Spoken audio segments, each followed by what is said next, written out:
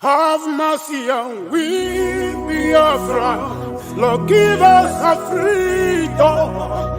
Have mercy on we, Biafra, and give us a freedom.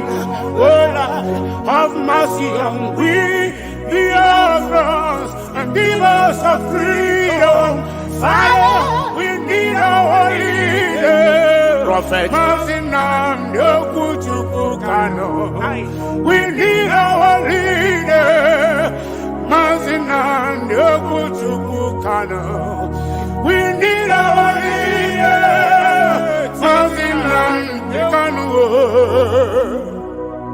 Yeah, man. The evil and wicked British and Fulani Caliphate can't stop the sun from shining from the east of God. So Biafrans all over the globe, are you feeling me, Ashanti? Why and I feel so from my location, you know. We are going back to our homeland now, to our roots, to Bokike. Biafra nation is our roots. We are going home to where Jehovah rules. We are going back to our homeland now, to our roots. Biafra nation is our roots. We are going home. We are going back to our homeland, to our roots. Biafra nation is our roots. We are going home to where Jehovah rules. We are going back to our homeland, to our roots. Biafra nation is our roots. We are going home to Biafra city. I got to tell you, we no fear wicked British, we no fear Britain, we no fear them, we no fear them. We no fear them, we no fear Fulani Caliphate. We no fear them, we no fear Mietiala. We no fear them, we no fear them bandit kill. We no fear them, we no fear them Janjaweed. We no fear them, we no fear them Al-Qaeda. We no fear Lucifer, we no fear you Satan. We no fear little demons, we no fear Leviathan. We no fear little junkies, little Janjaweed. Obasanjo and his entire generation died and was buried. Not our Biafran. You think it is business as usual. This is the new generation of Biafran. For your information, if you don't mind, mad people everywhere. Mad people. I have no man. We are going back to our homeland now, to our roots, to Bokike. Biafra nation is our roots. We are going home to where Jehovah rules. We are going back to our homeland now, to our roots. Biafra nation is our roots. We are going home to Biafra cities. We are going back to our homeland, to our roots. Biafra nation is our roots. We are going home to where Jehovah rules. We are going back to our homeland, to our roots. Biafra nation is our roots. We are going home to Biafra city. We are going back to our homeland, to our roots, to Bokike. Biafra nation is our roots. We are going home to where Jehovah rules. We are going back to our homeland now, to our roots. Biafra nation is our roots. We are going home to Biafra cities. Yerima Shetima, the Boko Haram big bill said that in Lagos the Yorubas can be buying the land for 100,000 and Fulanis we buy them for 150 or 200,000. But on Ibaban we buy his one for 10 million. Can you imagine? Smart people everywhere. So whatever, give them water. Give them water. Give them water. We were Chris. Pastor Bam. I'm seeing Biafra already, man. Yeah, man.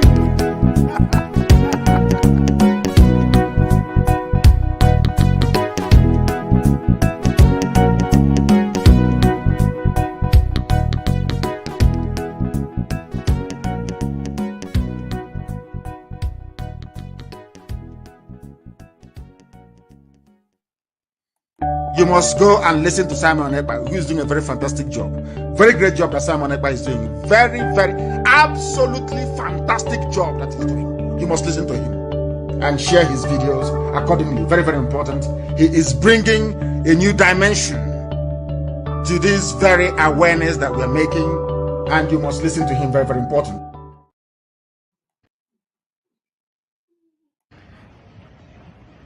Odogwu ga na-apụ apụ na-abata abata. Ịghọtago? Odogwu ga na-efepụ na-efepata ka ihe wee na-eme. We will build Biafra from scratch, and it will be one of the best countries in the world. Oge monye ọbụla n'anya. Ọ bụ ruo ole mgbe ka a ga-egbugide anyị wee rue anyị asị mba na anyị ga-aga ka anyị nwee ike wee nwere onwe anyị. Ọ ka mma na anyị nwụrụ ebe anyị na-asọ nwere onwe tụbụ na anyị nọ n'ụlọ etu a mmadụ bụ mabata n'ime ụlọ mbịa bupụ m isi asị na-achọghị ụdị nke ọ bụghị anyị maka a ga-eji wee chụọ àjà ọzọ. Ihe anyị na-aga na anyị ga-enwerịrị onwe anyị. O nweghị ihe mmadụ dị ndụ pụrụ ime gbasara ya. Eluigwe ekpebiela na anyị ga-enwere onwe anyị, nwere onwe nke anyị ga-enwetakwa. Kwa ebulaka jụrụ ụmụ ya sị ole ka ihe ga-eme unu mara ihe. I will be, I have not just I will, I have become your last bus stop. And said it from the beginning till now. I will be your end until Biafra come.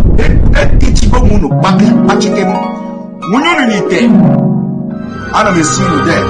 Unu ga no be there until Biafra come. I will be, I have not just I will, I have become your last bus stop. And said it from the beginning till now. I will be your end until Biafra come.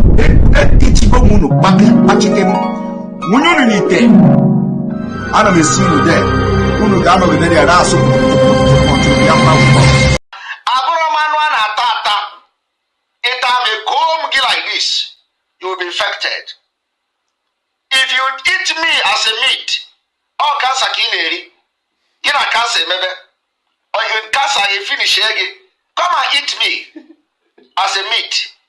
If you eat me and go to sleep and wake up, you know, you can't eat me.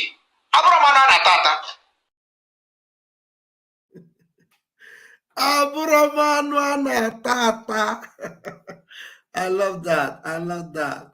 Thank you for joining me tonight. Thank you so much. Umuchineke, I greet you all. Lovers of freedom, I greet you. I just have a video I want to bring up to us, and a very interesting message from a very young preacher. A very young preacher. You know, after listening to this preacher, I said, wow. Wow. Wow. That means people they preach, but some things, I don't know this guy. I don't know him. And maybe somebody that knows him should tell me in the comment section. I even forgot I should have asked the mommy that sent it to me who that pastor is. I don't know him, but he spoke very well. But it is very funny that some people speak like that. But honestly, if you go close to them and you go close to the church that they run, it's a different story altogether. They don't represent what they preach. So many of them, especially when you are in the zoo. Especially when you are in the zoo. That's why I titled this program this evening. I am going to put the link. After you finish listening to this guy, I might even have to play it 2 times because it is not a very long message, but it's very powerful. When I say powerful, very powerful.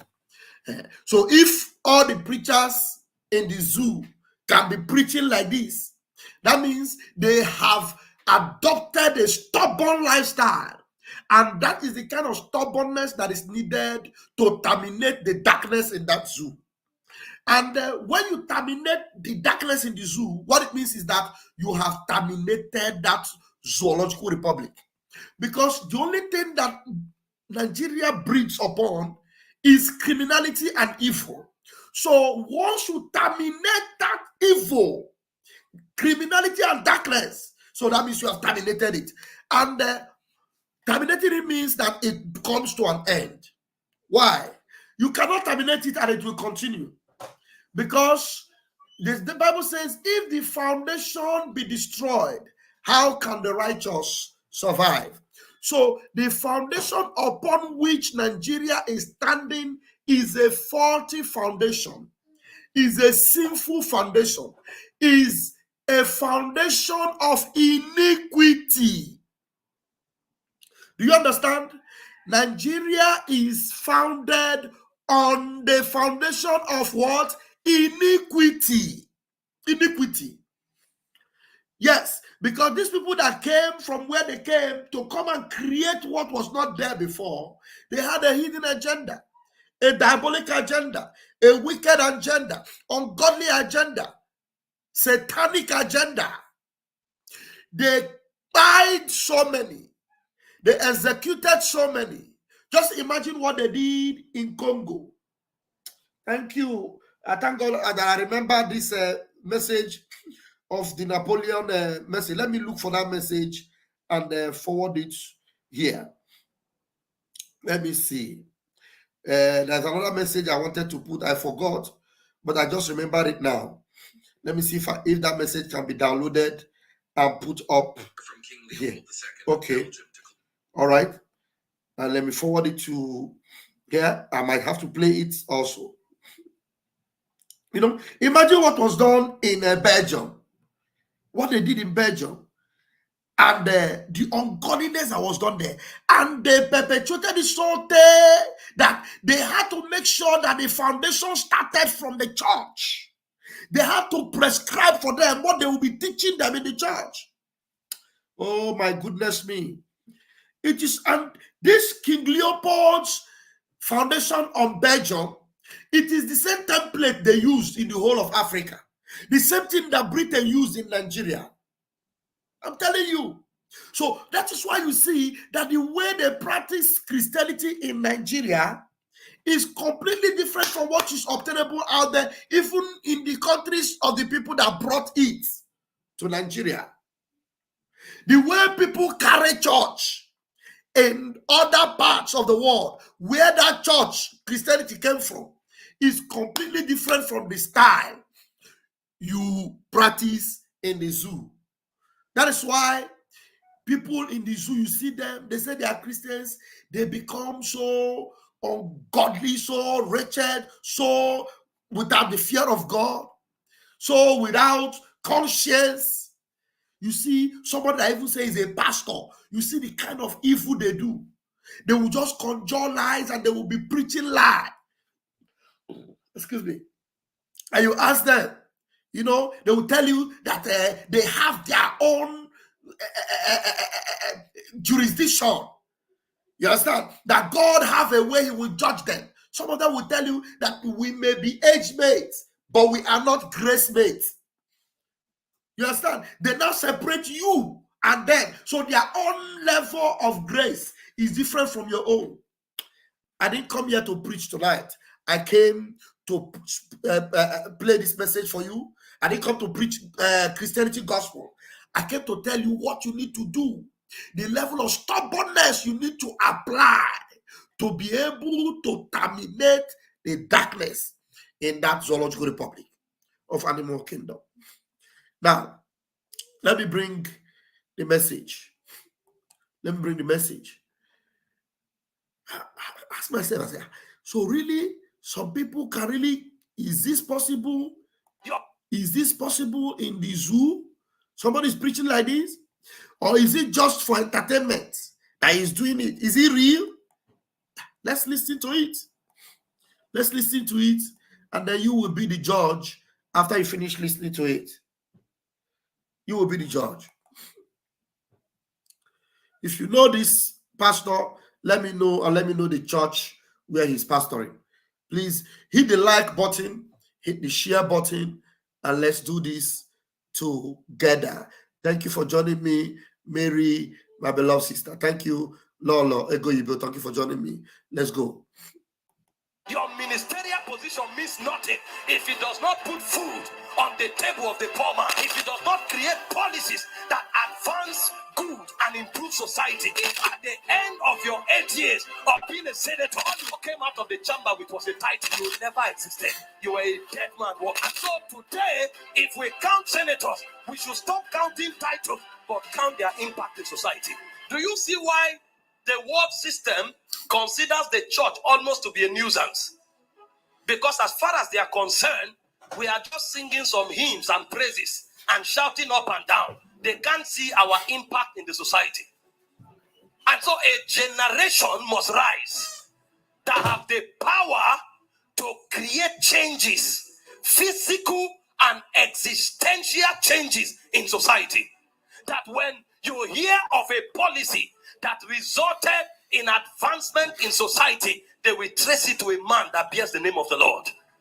A generation must rise that has power to create possibilities that advances and improves society.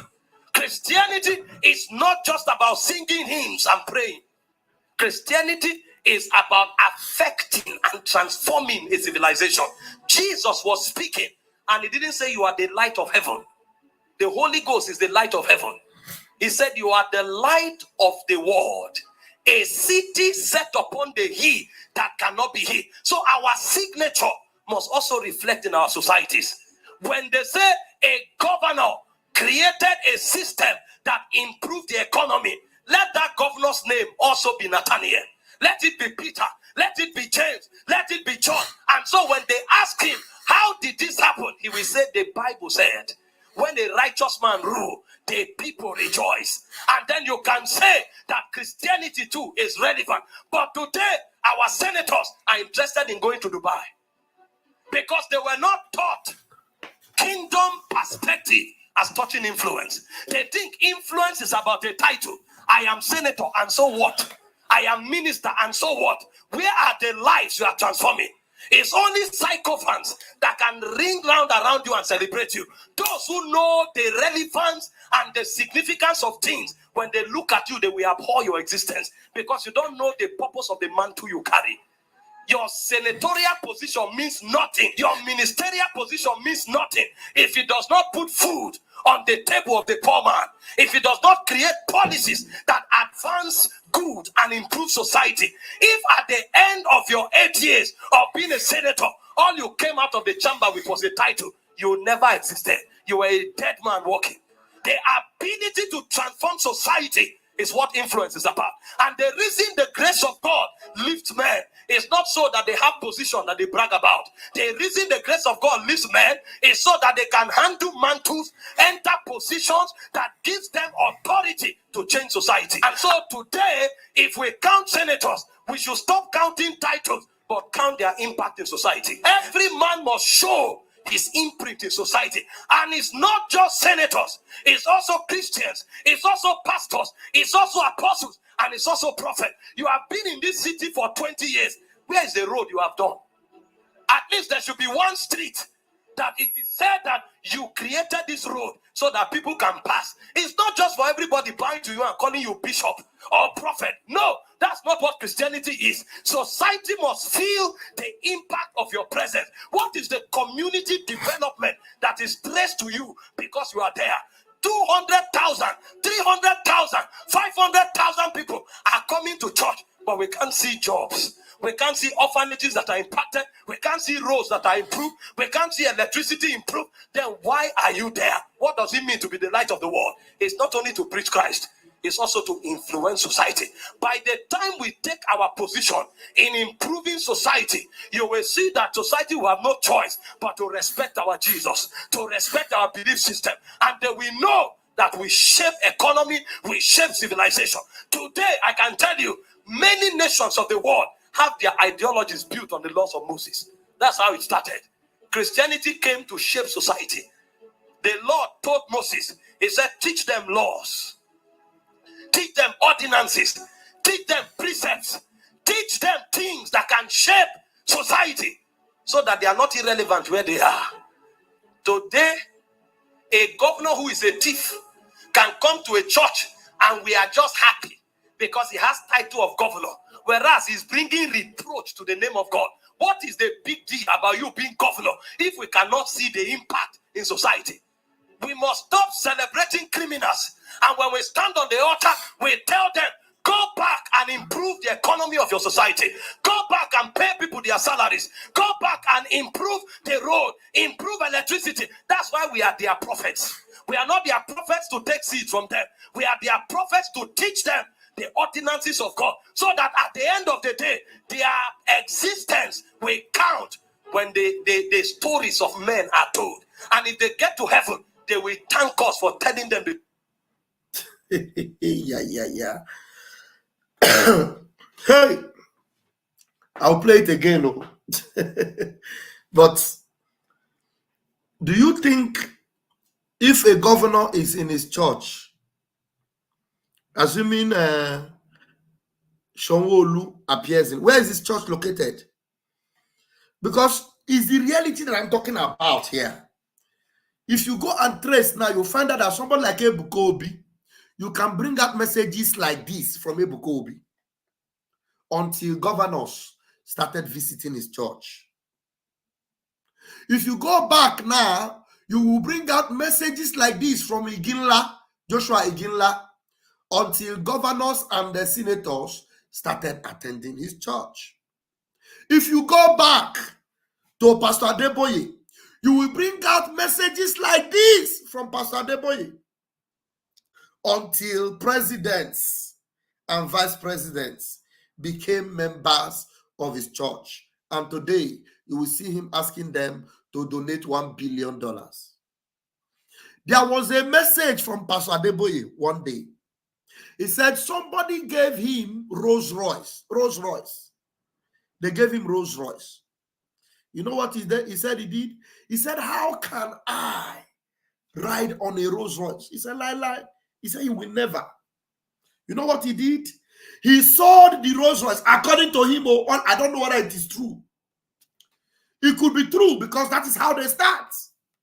He sold the Rolls Royce and used the money to buy Okada and distributed Okada among evangelists in the villages to go and start preaching, because to him, that Rolls Royce, it is too expensive. How can he be riding on a Rolls Royce? It's too expensive. But today, Pastor Adeboye flies the most expensive private jets. And if you ask him, he will use this gospel as a reason that he needs to go and preach the gospel everywhere. But there are economic flights going from place to place that will still land in the same airport, that have business class and what have you on the flights. But no, he would rather fly a private jet that is very expensive. He will park it in a hangar and pay the money that will be enough to build a good hospital in one remote village in Ogun State where he came from. But he will not build the hospital. He will use that money to pay for where a private jet will hang. In Obodo Ibo, in abroad. Tell me, the gospel you are flying to go and preach in abroad, the same people that brought gospel to you, that your village people have not seen the light of that gospel. It is the light of that gospel that this young man is talking about here. I want to believe that he is sincere. But our leader, Mazi Nnamdi Kanu, told us that consistency is the key. Consistency. That's where matters most.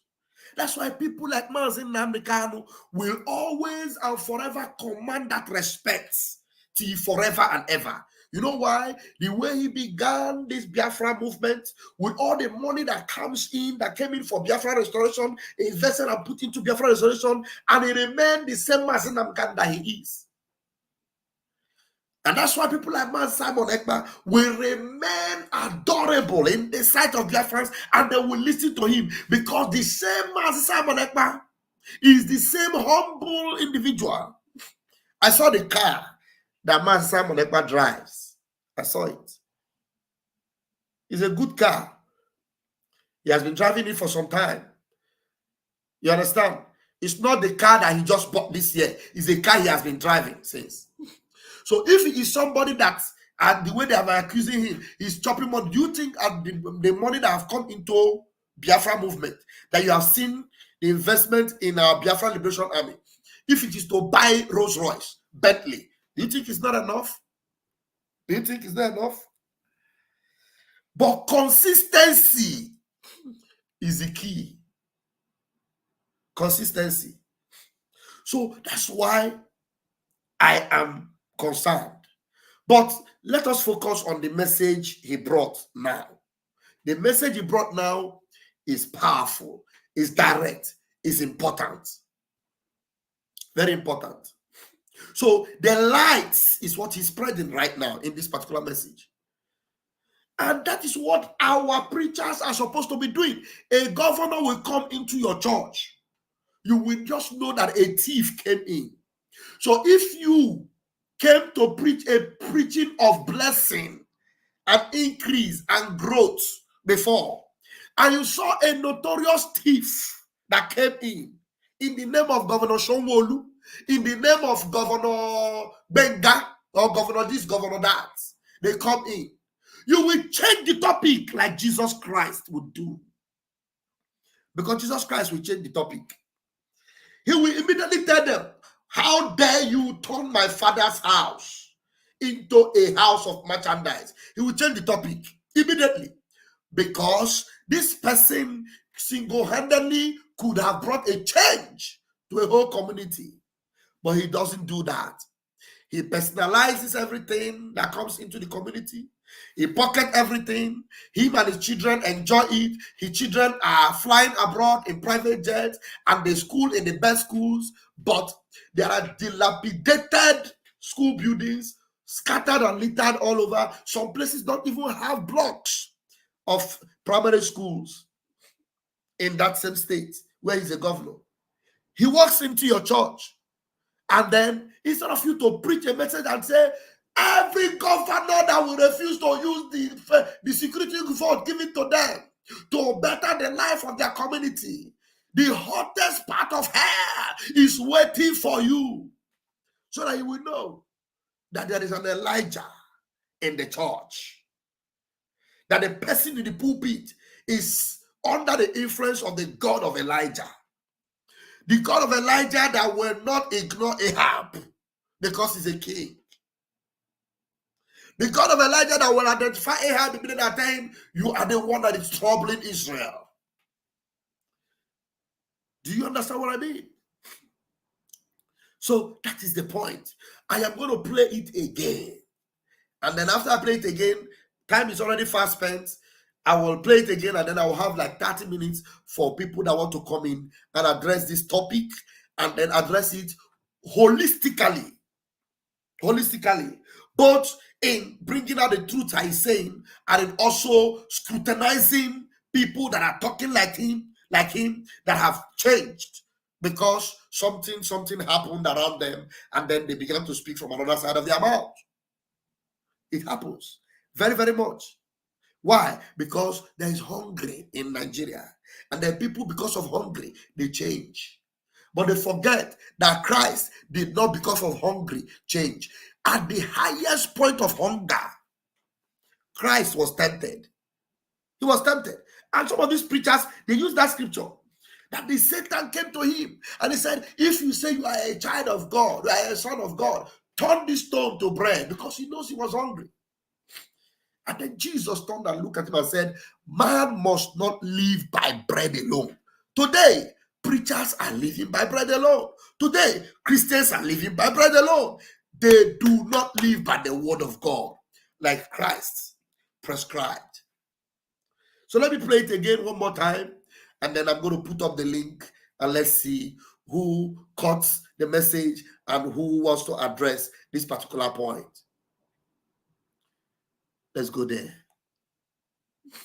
One more time.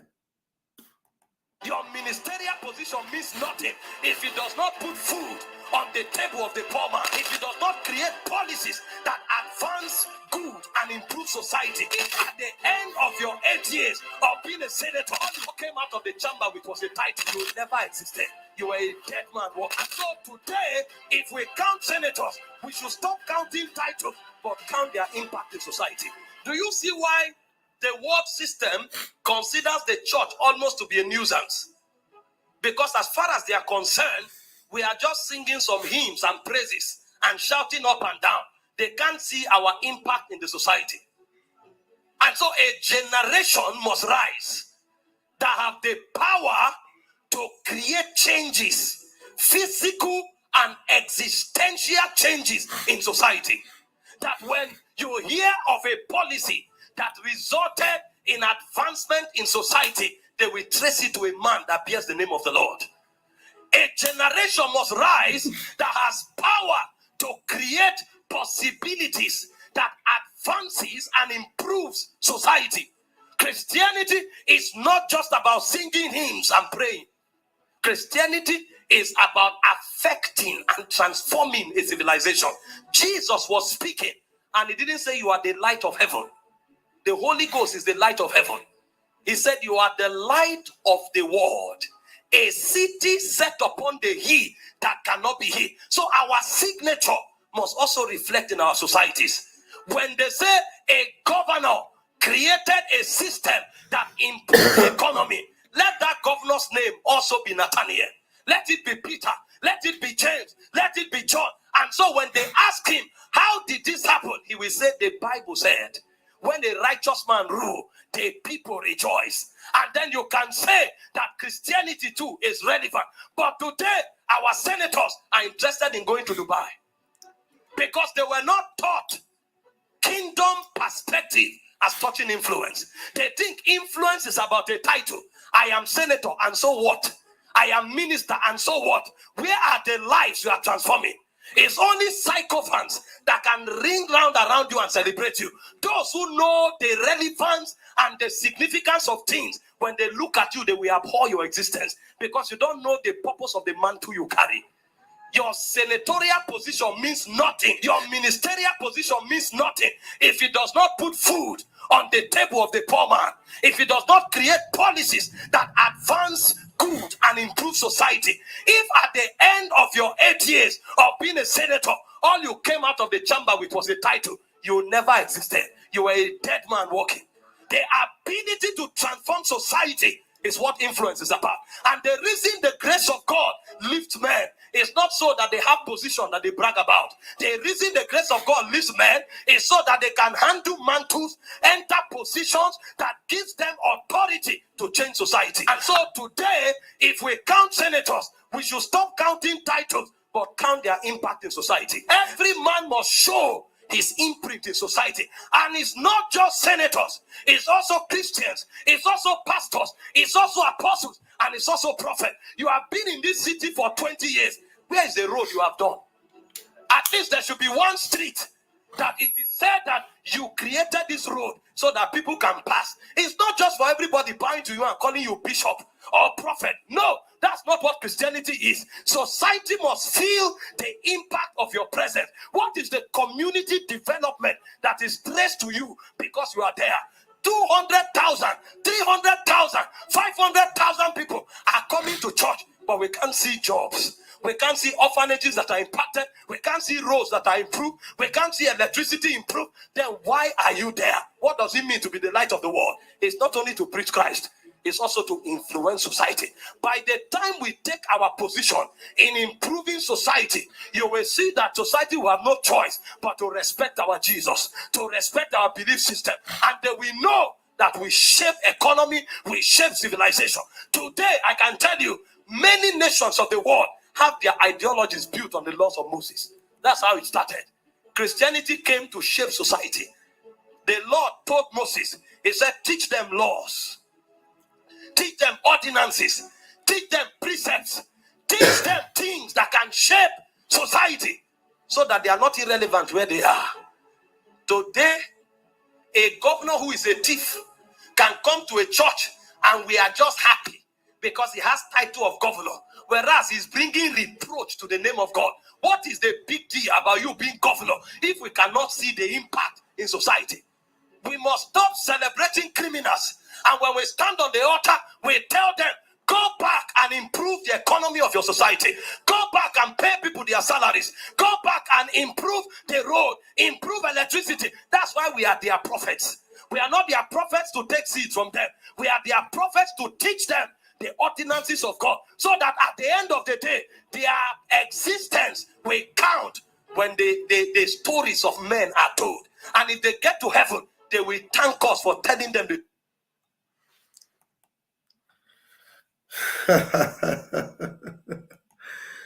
Wow. Wow. Interesting, isn't it? Very interesting. I used to talk like this when I was a pastor. Yeah. I will still talk finish and I will still collect tithes from them. Now you feel ask this man now. Does he collect tithes? Does he collect tithe from them? Does he take 10% of their income? And what does he do with it? Ask him. You see, some of them, they very good message, but and as young as he is, now ask him, what do they call him in that church? Do they call him pastor by his name? And or do some elders look at him and call him daddy, papa? And he will answer. You know, some of those things are the things that destroy the mentality of the black man, the African man. Do you understand? So that is why, you know, it gives me a lot of concern how some of these things can be corrected. You understand? How it can be corrected. But at the same time, if they have at least tried, I don't agree when you say that Bible is a fake book. I don't agree, because Bible, there are so many principles in the Bible, if properly applied, you know, many of these, you know, malpractices and evil, you know, things that go on in Africa and in the zoo, many of them will not be taking place if the laws in the scriptures are being applied. I'm telling you, because some of the laws you see in this one, like Israel, they believe in the Torah. The Torah is the Bible. It is the Old Testament. The Bible is a book of law and order. The Torah is a book of what? Law and order.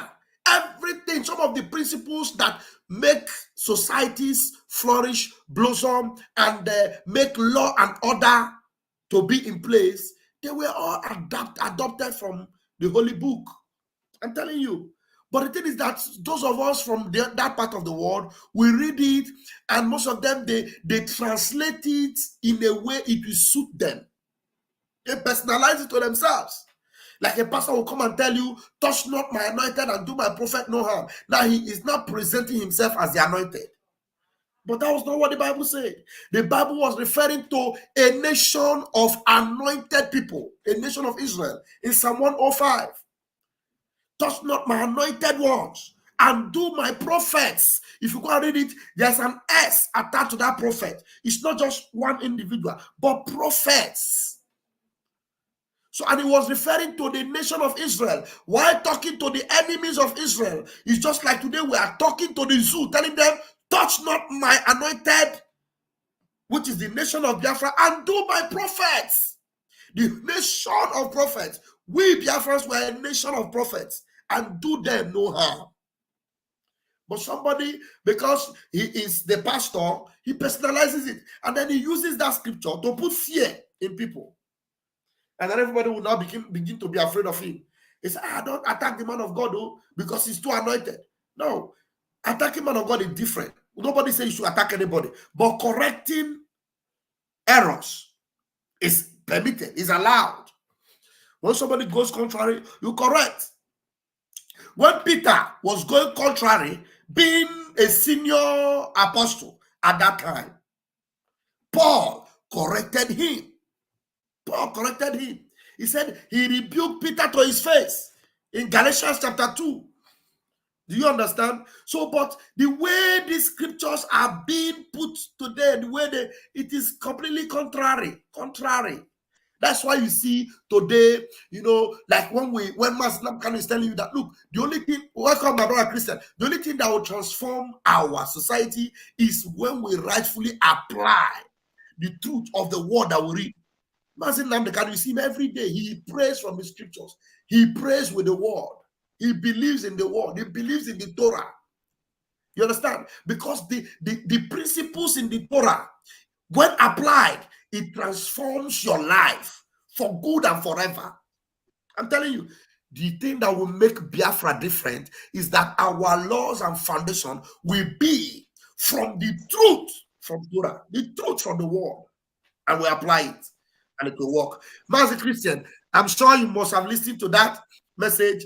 And before I will play the one from King Leopold, I want you to chook mouth put for this one when we hear, applying it to what is obtainable right today in the zoo. Please take the microphone, Master Christian. Okay, brother. Hope say if my network, because first I was thinking whether make iPhone because network they give me problem, but thank God it's going for now. So okay, yeah.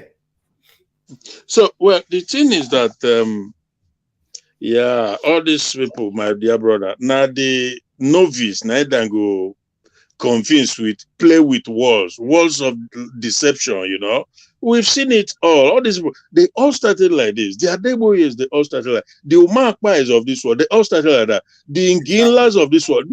So what this young man, this young preacher is doing now is advertisement. He's advertising himself. You know, by the time they begin to notice him now, and they will begin to visit him, and he begin to visit them, dose of money begin to change hand. His preaching will become about miracle.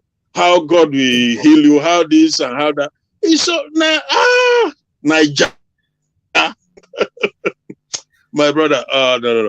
Me myself, I not be pastor, but I go church past anybody. I know these things they are doing. All these things not game. So, but you see, my dear, let me quickly say this. What is happening? You see, because I said last time, I said that most of these people, they are so gullible, they don't know that Biafra is here. And the replica, yeah, what we are seeing today is what Biafra is and is going to become. But we are seeing the sample of just, you know, because our PM issued an ultimatum a couple of days ago, and it's just been obeyed.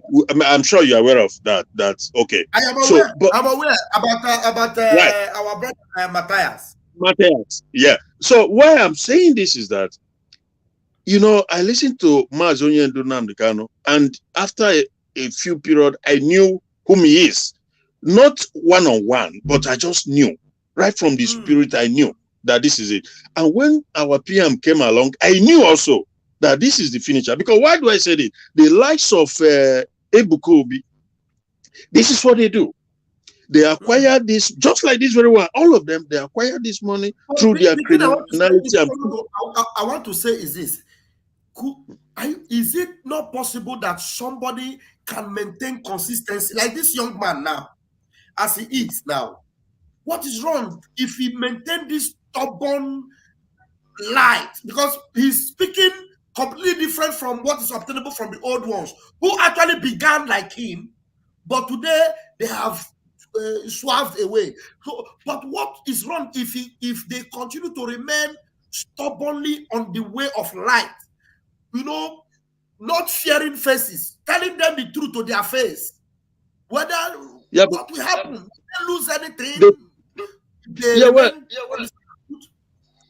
They cannot. I don't think they can. Why? Because there's so many factors to that. It's not just one.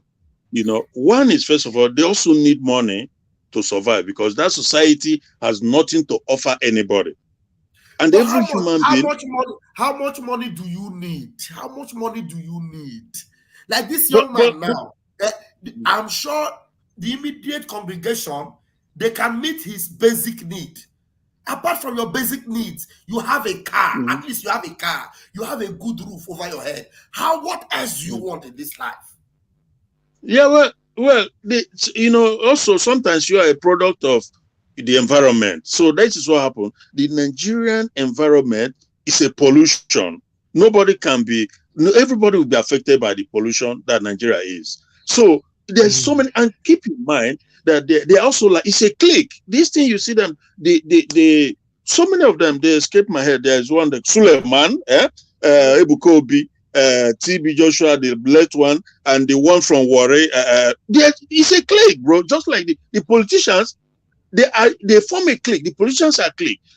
All these gospel religious preachers, it's also a clique, and they back each other up. You cannot derail. You cannot become a hindrance to their own. So, bro, that country, Jesus, if you know what that country is, Kamokono. If you know this Jesus when you talk now, he did deep. But explain what it make you say Jesus. That's it.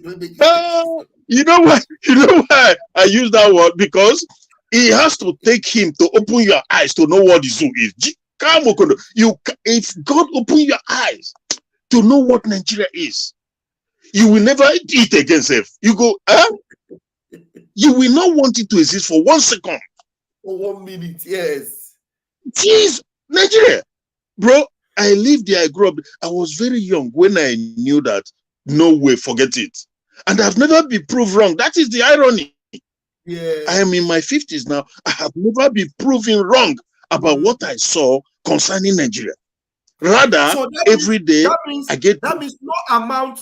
Sorry for cutting in, because this is a very important subject.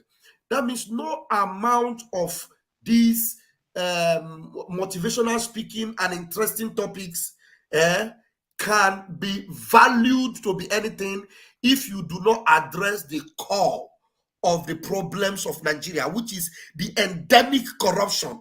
Because this is a very beautiful message, you know, and around how your light should shine and how and everything. But there's endemic corruption within the fabrics of the nation, and these preachers are not hitting this particular point. You understand? So everything goes well with them. You know, the next day, maybe one miracle, you know, that what they call miracles in Nigeria, that sometimes I wonder why they call a miracle. And it happens, somebody come and testify, and life goes on like that. You just see what happened within this election. And everything finished. And now they have an illegitimate president. President. Preachers are going on, preaching. You know, life is going on. You know, they're moving on. Yes, exactly. 2027, another 2027, and 2027, another cycle. It's a cycle, a continuation. Now, in terms of the corruption, the endemic corruption, is also another issue. The problem of the country is another issue. Why? Because the one that founded it, the British, they've also come to the realization that the only way the status quo, everything will continue, and what they are getting will continue, is to keep everything like that. But it's very complex. It's like it has so many tentacles, because the Fulanis that has hijacked the country, that runs the country on behalf of the British. Hope you hear me, Shabi? Yeah, loud and clear. Go ahead. Hello? Wait, I can hear you. Hello? You are coming out well. Hello? Oh my God. You are coming out well. Okay, you didn't hear me? Okay. Yes. I think so, maybe. Okay. So, yeah. So the British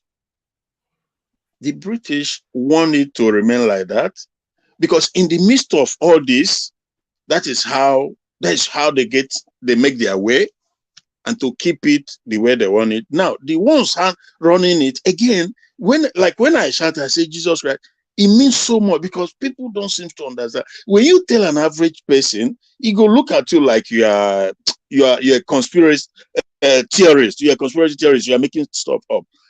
Everything you see happening in that country is geared to one objective. And that objective is total Islamization. If all these ones you see, all these pastors, they are either here or there, one way or the other. They are just after their own personal survival, personal interest. That is why they don't even talk about the major problem confronting the country. And that is that they have taken over the country to be an Islamic country, and they're there talking about Bible preaching when the country is already gone. You're not even asking the people to stand up. You say you're a Christian.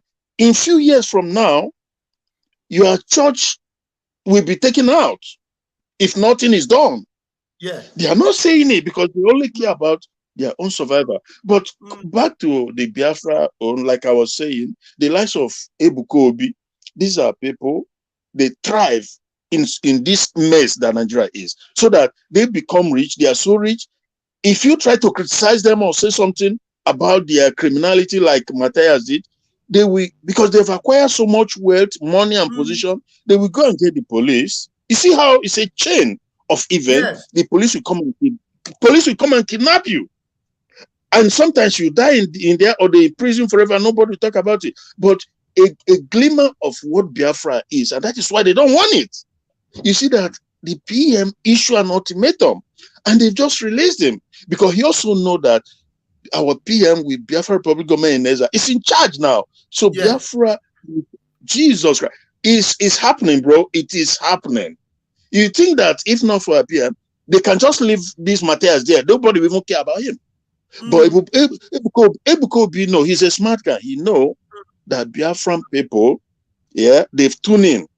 Yes. They've seen the light. He knows that they've seen the light. Yes. And that all that his church business can crumble if he doesn't comply. Yes. And that is the significance of Biafra. That is exactly the picture of what Biafra is going to represent, not just to the zoo, but to entire Africa and to entire black race, where rule of law will reign supreme. Democracy will reign, freedom of speech will reign. You cannot be like in Western world because you're a billionaire, right? So somebody says something, you go to police station or for police to come and kidnap or arrest the person. Why? For what? What did he do you? It doesn't work like that. Is how normal society. But they don't want the zoo to work like that because that is what they are benefiting. So you can. Oh my goodness, bro. Thank you. Hold on, Chris. I know you have a lot to say. Let's also hear from another perspective. Choose, Eda. I'm sorry for keeping you waiting. I know you are also a man of many words. Please go ahead and you know, this pulpit issue, if these people can shine this light, you know, and speak the truth and maintain it like our leader you know, at least then we know that people are standing. At least people that they are pursuing with plenty. Because Master said that if they are not coming after you, that means you are not doing the right thing. Please say something about this, please. Yes, my brother Pastor Vam, I'm very, very happy to hear from you. And in fact, everyone in the floor, I thank you all. And God, with His infinite mercy, I think you are hearing me clear, right? I can hear you, yeah. Yeah, with God, with His infinite mercy, will continue to put it in gear, high gear for us.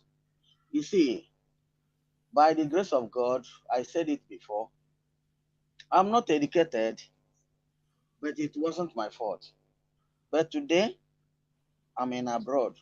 What they try to subdue, and it's not only me, because it touches me. That's why, my brother, do you know when I got to know that they pocketed Christianity in Nigeria into Islamic pocket was when they killed that Khan leader in the north. Yes. That man they killed.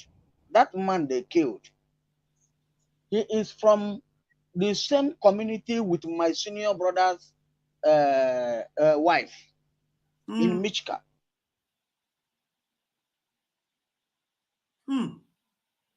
In Adamawa, we lost you. Looks like we lost him. We are losing our guests today. We lost you, Choose. Christian is back. Choose, are you still there?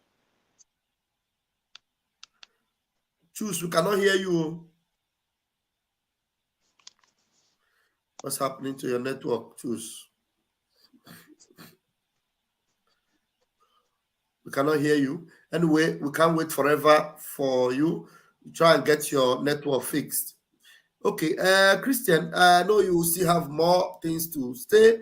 You know, please add up to what you have been saying. I am still insisting on, you know, people and the consistency that is needed, you know, and speaking to the real issue, not just to speak sweet words, palatable words, but speaking to the real issues, the main issues on ground. People are not talking about Yes. them. You understand? Yeah. That's very, very interesting. But you see, when people say these things, when people are very smart and very eloquent like this, they go after you. They come for you. They come for you, first of all, to buy you, to lure you. If you are a Exactly. man of integrity, and they couldn't get you, they try and try, they couldn't get you, the next thing they will do is they target you to eliminate you.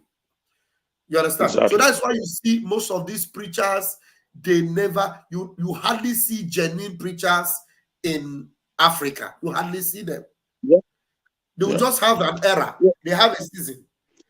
They just have Yeah. a season. Well, And then after that season, yeah. you just stop hearing about them. But there's one man, though, I used to respect. I need to find out on which side he is now and what he is actually saying about what is happening in Nigeria. One man, his name is Bile Akoni. Bile. He goes by the name Brother Bile. He has only one church, and that is in Boko, somewhere in Boko.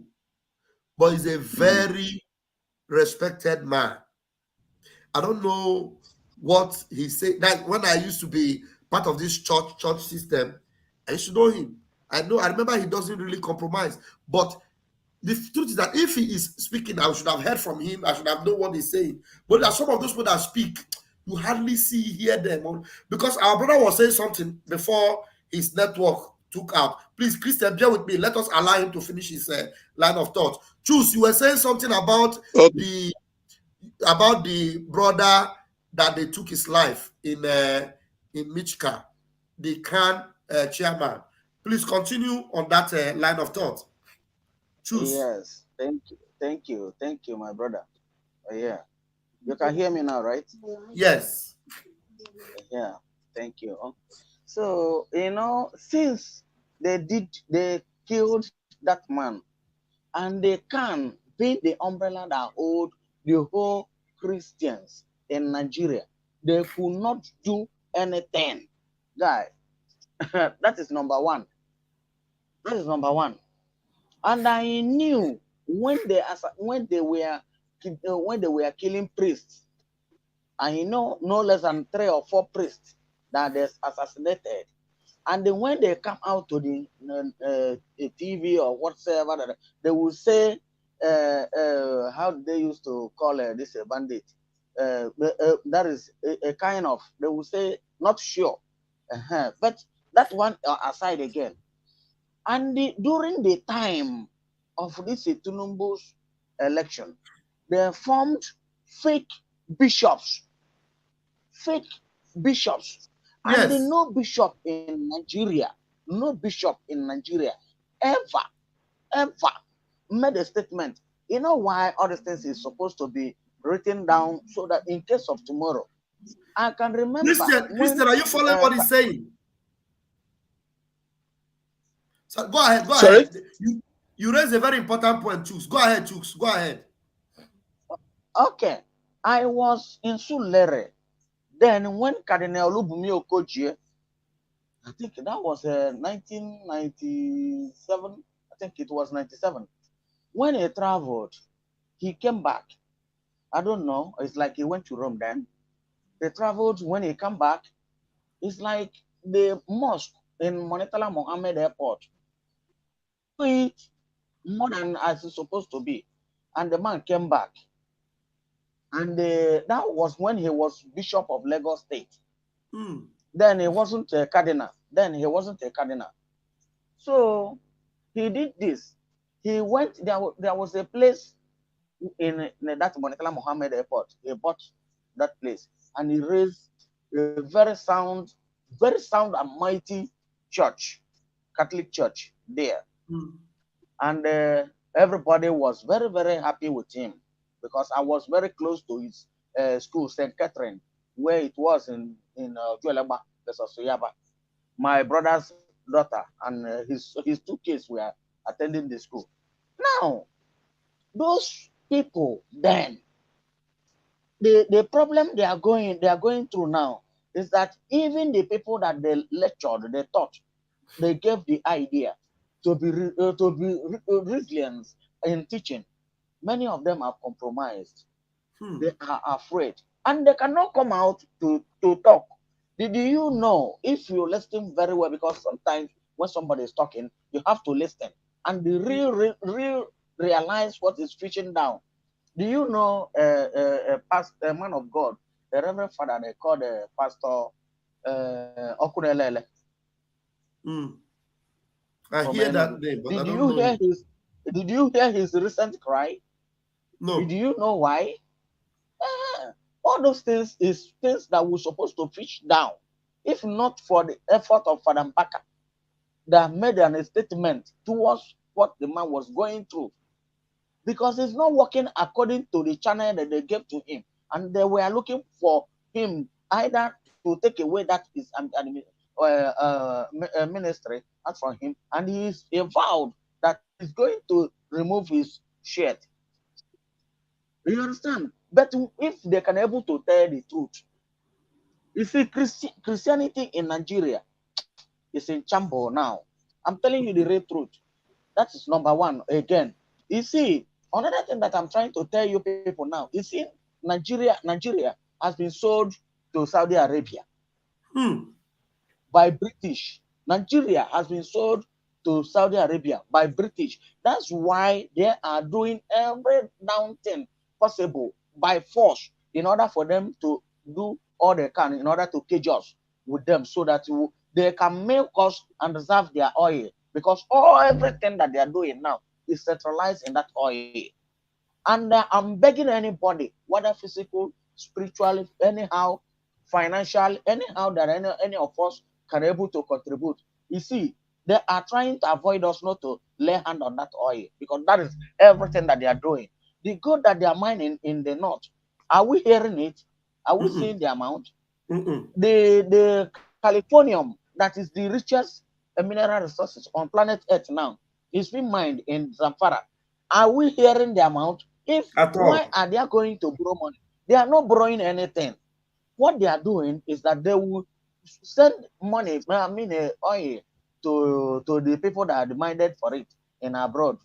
After much, they will tell you that they go and borrow money. It's not money that they are borrowing. They are going to take the money, and Nigerian government, our innermost loopholes will be gushing out to be paying it. Since they began now, how much are they been accounting for the oils that we are selling? So they think that people that they are talking to are fools. You see, all these Christians, every day you hear that they go and loan money. Loan money from where? The money we have to pay everybody in that country. And they kept on looting it. All these things that you see that is disturbing the Christians is that, like as you are doing now, if I commonize you, I don't call you. Tomorrow I will not give you the urge for you to continue.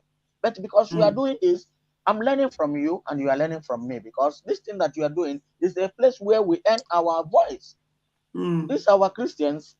I know I have if not because we are in the social media, I would have called one person that they told him for him to pray for a certain person to be a governor. They told him that they are going to buy the whole estate. If you know where our estate, they are going to buy the whole estate for him to pray for the man so that he will become governor. And he told him that he's not going to be governor. He's not a governor. He's not a governor. Let him go and pay the people that he's indebted with. And he said, because you know how they used to cut his gate. And I knew the man very well. His brother is here now, driving motor. A rich man of that kind of earth. So I thank you people, because you know what, sometimes it's good to bring out this kind of suggestion. Those who know deep can able to bring out, assume their own, so that people will see it. Nigerian Christianity based on money. Those who has the zeal to preach it or to work it out, they will use gun and blade. And let me tell you, my brother. Thank you, Choose. So, Christian are you watching? Christian wants to add something to what you are saying. Will you give him the chance to do that? Yes. Okay. Christian, go ahead. Yeah. My brother, come on. Okay. So, you dey hear me now? Huh? Yeah. Yeah. Okay. So the thing is that you cannot have. It's just not possible to have a genuine man of God in the midst of extreme poverty. It's just not gonna be possible.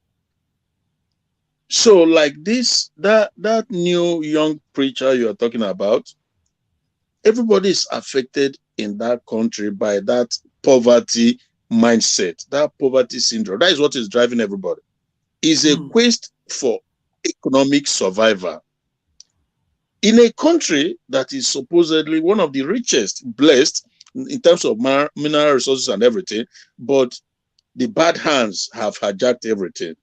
You know, they've hijacked it, and they know that there is only poverty that they will use as a weapon to achieve their goal, which they are doing.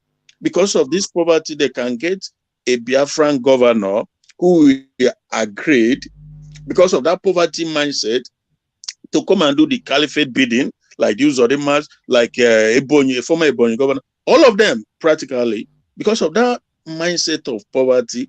So that is the weapon that the hand holding the country is using. So everybody, including the men of the so-called religious leaders, both Christian and Islam, so they're using that mindset. So obviously, it's just not possible that you have a genuine man of God there. Even if you start well, sooner or later, stomach will begin bite you. You go not say you need car, which is normal. But like in the developed normal world, normal societies, people don't pay. So if you see a Christian in a normal society, it could very well be a genuine one, because it's a different atmosphere. They serve God because they want to serve God. They preach the word because they believe in the word. But network has kicked him out. Network don't remove him. Chooks, you were saying something. See if you can conclude on that point. Yeah. Like as I was saying, you know, like that man that I was saying that he want to buy the governor seat of Anambra State. Then, how do you think that such a person will enter a position of power and he will do something? Another thing is that you see, he can never do anything because he purchased it. If that person agreed for him to pay off everybody that is living in that estate, very big estate. Do you know this estate? The buildings that are there then was more than 4,000 buildings. 4,000. What is 4,000? But I'm just trying to. And as of now, you cannot get a land there. As I'm talking to you now, 15 million. And another thing that is happening to us, there's one man. They are targeting him now, but the man, I believe God is on his back. They can is it pastor? Which man is that? It's of no need of telling you, because they will go. I will give it to you as a message in WhatsApp. There we go. Okay, no problem. Let us hear from Christian. Christian have called us on the phone. Let's see if he will round up his thoughts, as I was saying before. All right, Christian, I'm putting you on speaker now. Go ahead, Christian. So what I'm saying is that if by the grace of God, I think you can hear me now. Yeah, we can hear you. Go ahead. Yeah, very soon we will have our Biafra, and the formation, the setup, the government, the system. You will see, God keep us alive. You will see a different kind of religion, a different kind of Christianity. Yes. Because you know what? Government will play their role. What the government is supposed to do, government will do it. What individual is supposed to do, individual will do it. But in the zoo, it's a different thing. Government neglects their part.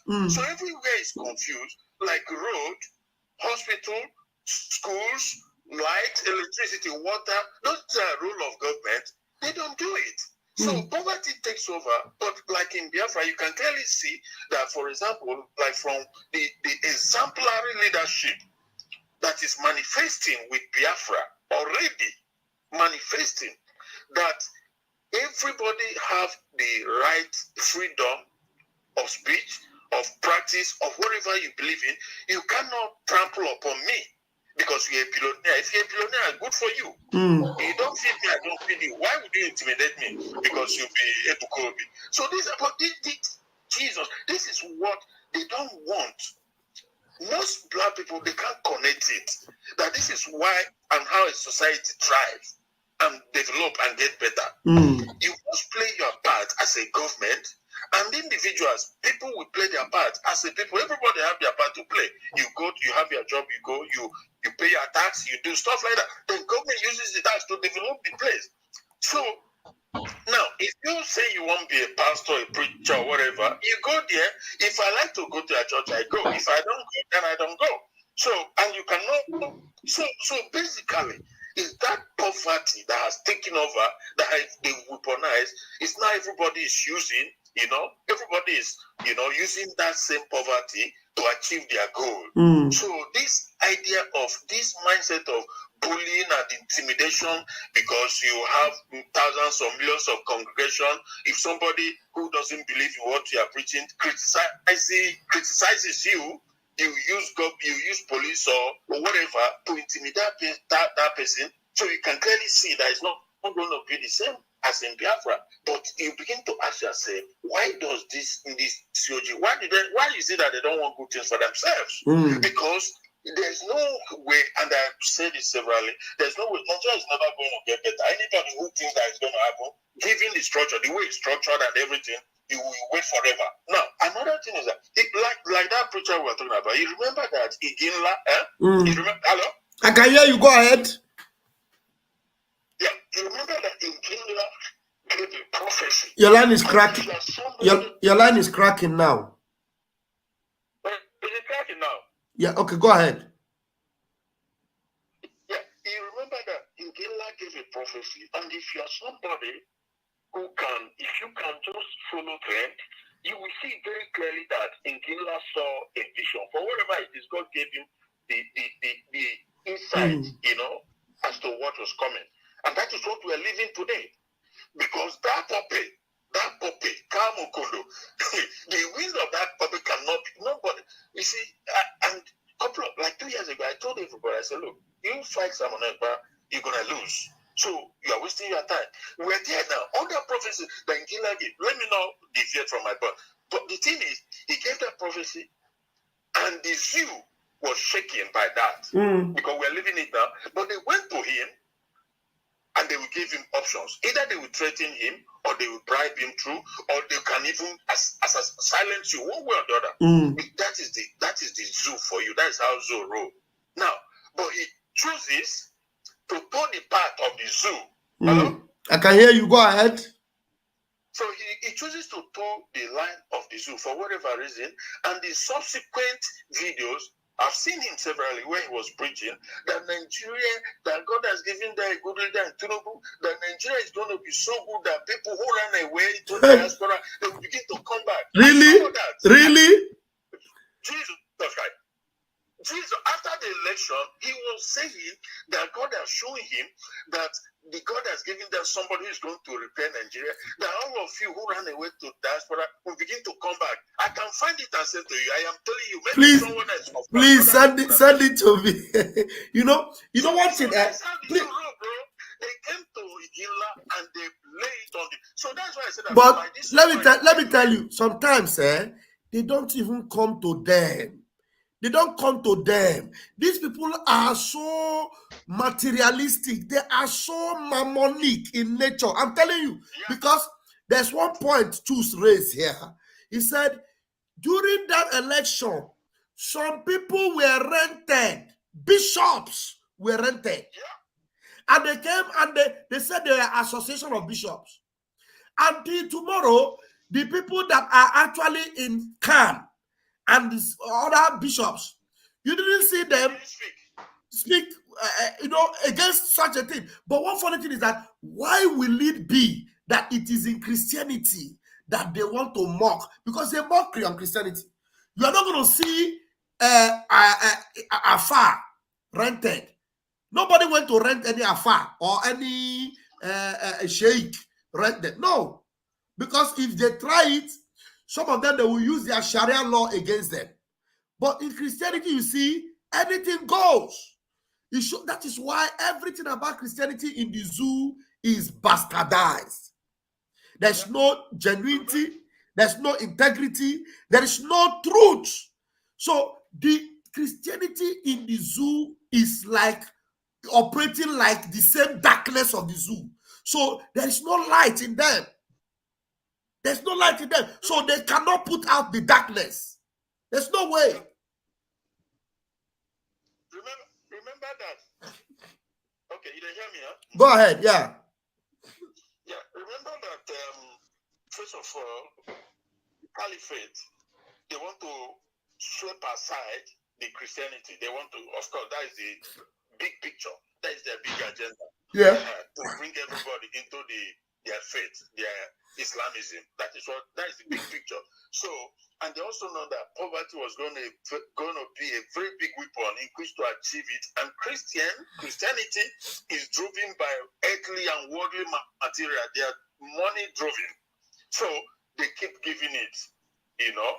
So like the case of this in Gela now, you know. So since that time, you know, so because why I raised out issues that like with this young man too, if he begin to speak, like, we notice him, they begin to come to his church, visit him, dole out money, and everything begin to get diluted, stuff like that, you know. So, but obviously, at the end of the day, the only thing that gives me joy is that Biafra is going to be very exemplary. Why? Because those who are in charge, you know, bringing it to us, they've seen the light, they see things from a different angle. But I'm not also naive or ignorant of the fact that the fight to stop it is enormous, is huge, because they don't want light. That is what it's all about. Yeah. You know, so all these people you see, like I usually name them, these big GOs, that the GO, whatever, they are agents of darkness. Anybody tell you otherwise, look, bro, I tell you, I've seen it all. These people, they want what is happening, because that is what they thrive on. They have these huge mammoths of crowd who pay, and they build up the tool, they build schools, but you can't even attend it, and they worship you. People, they worship them, you know. So, but they know that Biafra is going to expose it, all of them. Biafra completely. Why would you intimidate somebody just for speaking? It's just a mere word, insult. What is insult? Insult doesn't take any. Any man of God, you are doing what you're supposed to do. But if somebody says something, criticize you, insult you, it doesn't take nothing away from you. But you know one funny thing? They say Ebuko Obi and Jeremiah Omoto Fufui, they will arrest somebody for insulting them. But do you know that Jesus Christ was so insulted that they even called him the Prince of Beelzebub? Exactly. They insulted Christ so much. Even the devil himself came physically to come and insult him.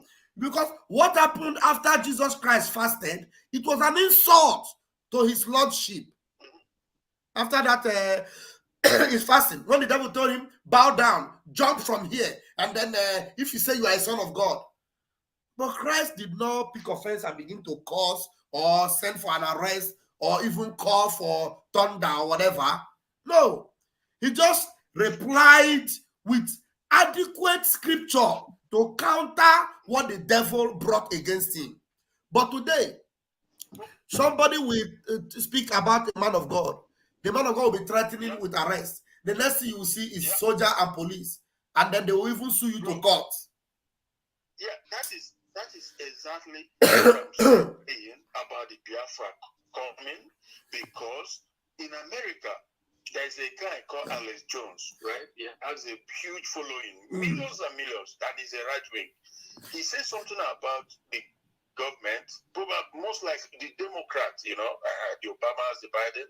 he says something like you can consider a conspiracy theorist, but they did not say because they are president to use police to go and arrest him. No, what they did was they took him to court. The court has to, you see, so, but in Nigeria, no, if somebody says something about Aisha Buhari, the Buhari wife, he sent the DSS to go and arrest the person. There are all kind of countries that don't because somebody say a word.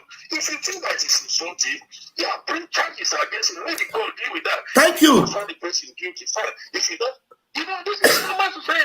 But in Nigeria, no. Yeah, your line is breaking. And then somebody made a very good point here. He said, and finally, they even killed Christ. The Bible says, like a sheep to the slaughter, he uttered not a word. He uttered not a word. And you hear them talking about Christ. You hear them. And then they have the greatest sermon that Christ ever taught is called the Sermon on the Mount. None of them practice that Sermon on the Mount. None of them. None of them. And they say they want to be Christians. So those of us that have decided to follow Omenana and the Torah, because me, I'm a Torah believer. I am not a Christian believer. I am a Torah believer. So I wanted to ask you the last question because you have taken so much time. Our brother is still on the studio. Your name is Christian. What do you have to say about Christian? Is it your real name or is it a nickname? If it's your real name, there must be a history or you've had a history of that name. So just in 2 or 3 minutes, conclude your own section by telling us more about Christianity and what Christianity should be in your own understanding. Yeah, good question. Good question, Bambama. You can hear me, right? I can hear you. Yeah, well, it's a Christian name that was given to me at the age of 7 days, right? Wow. Yeah, after, you know, the circumcision when you're a child, so that's the name that I think that is more like also the Jewish tradition also. I'm not so sure, but after 7 days, you know, then, yeah, in the circumcision and Christian stuff like that, so it was given to me.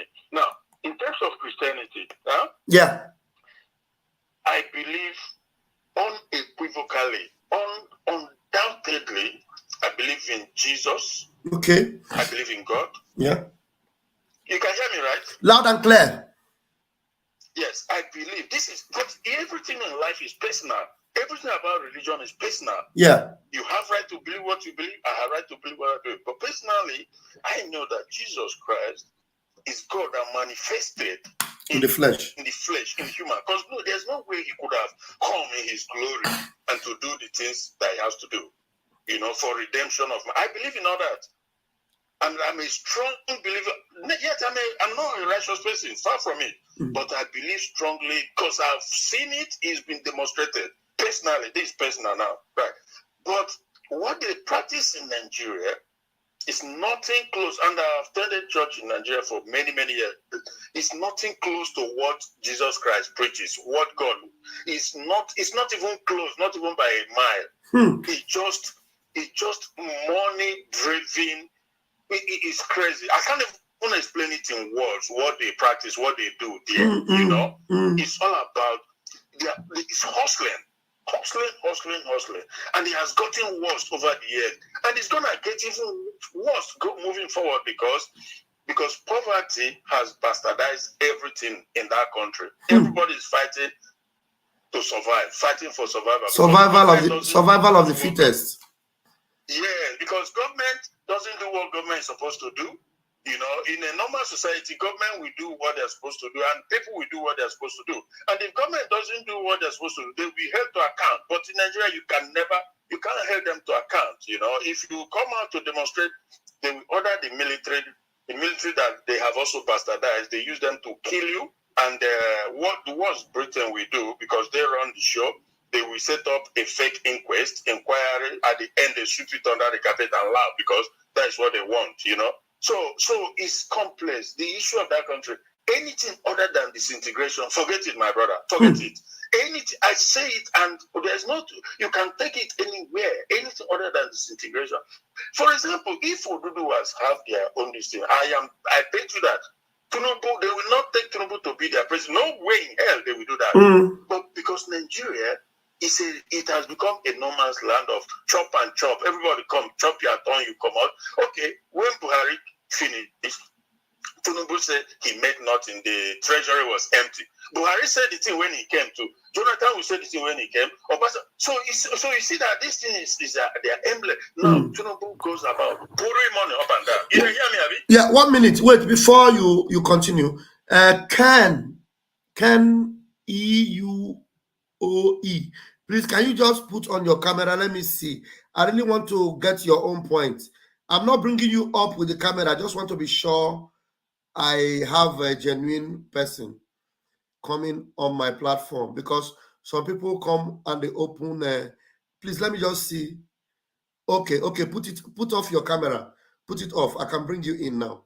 Put it. Okay, thank you. All right, round up, Christian. Please round up. Okay, so what I'm saying is that Tinubu came now. They borrow money everywhere you go. Saudi Arabia borrow. World Bank borrow, IMF borrow, everywhere. Just keep borrowing money, saying that you want to do road. It's all lies. They are borrowing it to do the usual thing. The ones that Buhari borrowed, all of it ended up in their pocket and private account places. And this problem, the budgeted things and contract, nothing is done. No, absolutely. They were saying it today at Arise TV that Buhari did 3-point-something trillion. And this former governor of Ebonyi State, who is the minister of road now, road prefect, he said that oh my goodness, Jesus Christ! Oh, I feel sorry for these people. It's lies. It's all lies. They them. Thank you very much. Thank you very much, Christian. I know you have a lot to say, but it is quite interesting that you are, the way you have really expressed yourself, that you are a strong believer in Christ. You are a Christian, you believe in God, but you have this critical thinking ability to be able to decipher, discern, and understand that, look, what we have in that part of the world is not Christianity as it should be. And I wish everybody can understand this. Then we will have true people that really knows God and understand their Bible. Thank you very much, Mazi Christian. And that was a very good one from you. Thank you very much, Mazi. God bless. Bless you too. All right, we're going to give the microphone now to Choose. Please hold on, don't be angry. Let us admit our new brother here, Ken. Ken, please take the microphone. Tell us what you want to share with us based on the topic we have been talking about. Ken, you need to unmute yourself.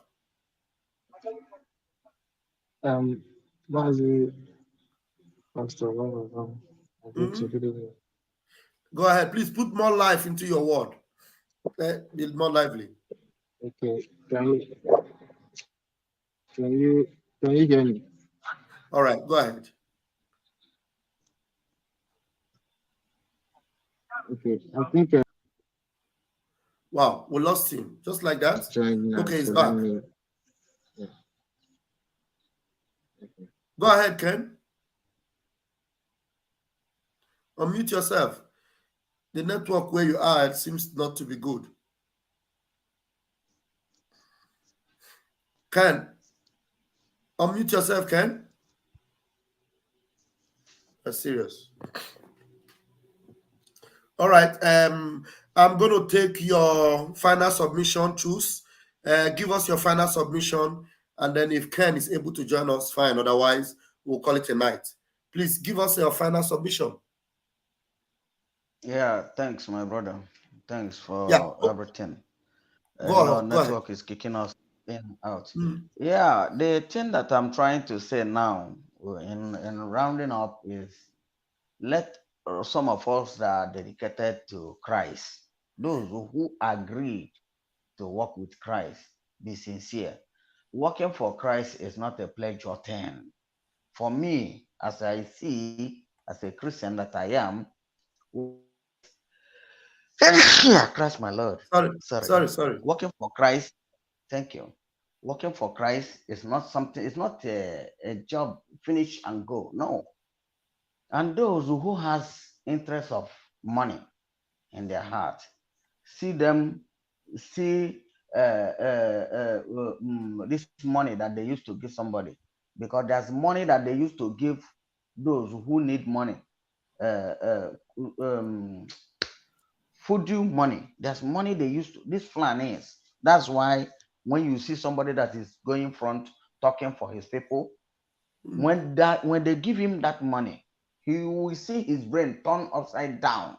He'll be talking senselessly or talking nonsense. That gift they used to give. I'm still reminding our people this. There was a statement Obasanjo made a long time ago. I think it was when he was still in power. He said that if you are proving stubborn, they will give the person praise. And if he refuses to take praise, they will give him gift. There's a gift they used to give people. That gift is voodoo money.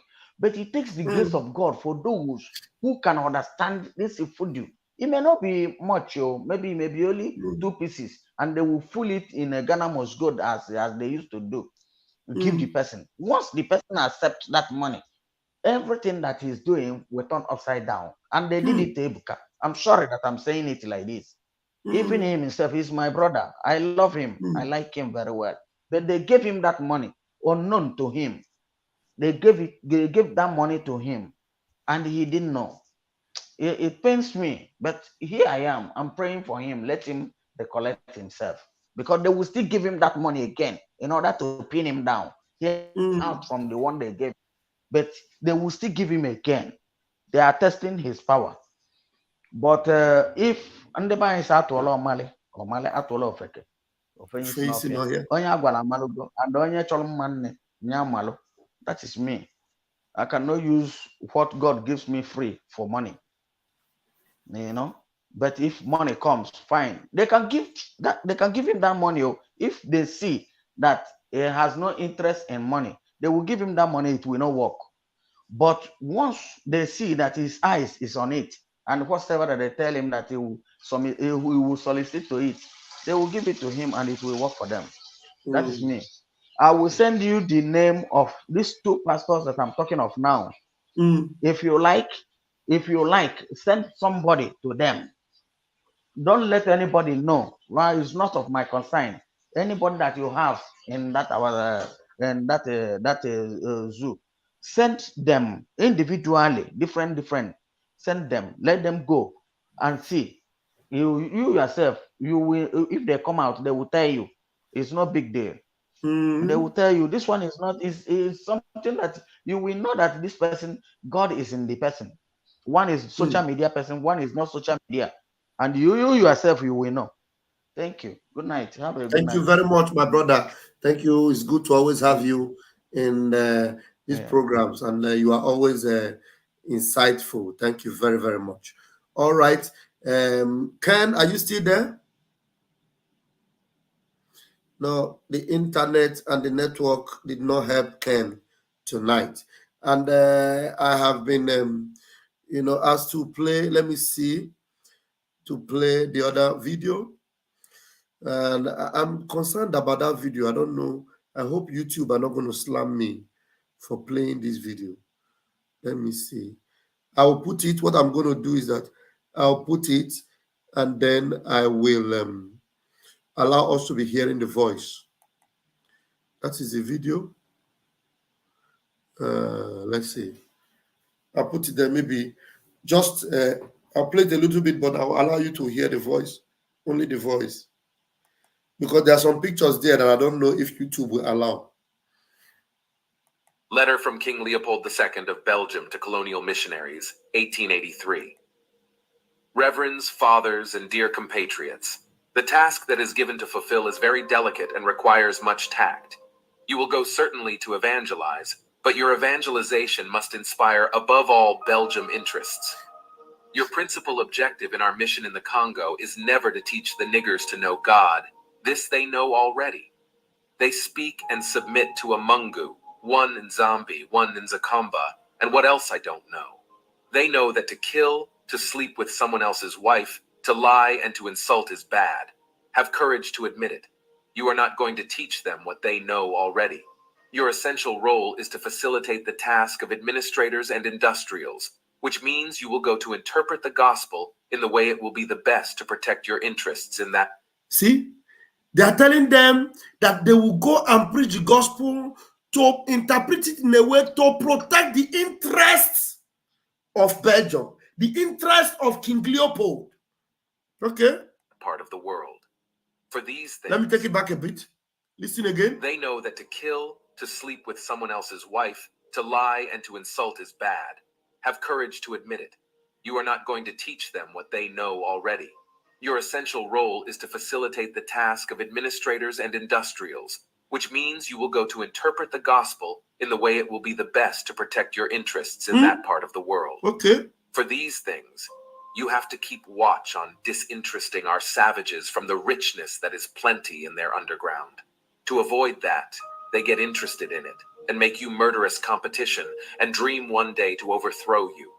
Your knowledge of the gospel will allow you to find texts ordering and encouraging your followers to love poverty, like, happier are the poor because they will inherit the heaven. You see the kind of gospel they preach to them? They bring the gospel of poverty to you. Then they tell you, happy are those that are poor, for they shall inherit. You know, that at that time they will elevate the position of the priest, and then you that is listening, you know, they will tell you that you don't need anything in this world. This world is not your home. You are just passing by. Don't envy anything. Don't look for anything. But they came to rob and to steal from your resources that God has blessed you with. But they brought a gospel to distract you. They brought their own preaching to take you out. But are they interpreting it the real way the scripture wrote them? No. They're interpreting it to suit themselves, to manipulate and deceive you. So that is why I would prefer to go with the Torah. I prefer to go with the Torah because it's very hard to manipulate you with Torah, because Torah is, you know, do me, I do you, eye for eye, tooth for tat. I mean, how is it said? You understand me? So let's go. And it's very difficult for the rich to enter the kingdom of God. You have to detach from them and make them disrespect everything which gives courage to affront us. I make reference to their mystic system and their war fetish warfare protection, which they pretend not to want to abandon, and you must do everything in your power to make it disappear. Your action will be directed essentially to the... You must do everything within your power to make their traditional ways of worship, their belief system to disappear. They want to disappear your belief system and introduce something new to you. And thereby making you feel that your own belief system is wrong, is satanic, is darkness, but that their own is light. And you see the kind of evil that they accompanied it with. The pictures you'll be seeing in that video, I saw a picture of people that they have amputated. They amputate people's hand, and the person is holding the hand. One hand they amputate and give it to him to hold. And they take pictures of them. These people did cruel and very dastardly things. Until tomorrow, Belgium is flourishing. And the evil and wickedness of King Leopold was not judged. He didn't pay for his evil. Retribution was not made. Recompense was not paid. Nothing was done to show that what they did to Africa was evil. Evil. These people then battle. Okay. Inherit the heaven, and it's very difficult for the rich to enter the kingdom of God. You have to detach from them and make them disrespect everything which gives courage to affront us. I make reference to their mystic system and their war fetish warfare protection, which they pretend not to want to abandon, and you must do everything in your power to make it disappear. You see? Your action will be directed essentially to the younger ones, for they won't revolt when the recommendation of the priest is contradictory to their parents' teachings. The children have to learn to obey what the missionary recommends, who is the father of their soul. You must singularly insist on their total submission and obedience. Avoid developing the spirit in the schools. Teach students to read and not to reason. There, dear patriots, are some of the principles that you must apply. You will find many other books which will be given to you at the end of this conference. Evangelize the niggers so that they stay forever in submission to the white colonialists, so they never revolt against the restraints they are undergoing. Recite every day. Happy are those who are weeping because the kingdom of God is for them. Convert always the blacks by using the whip.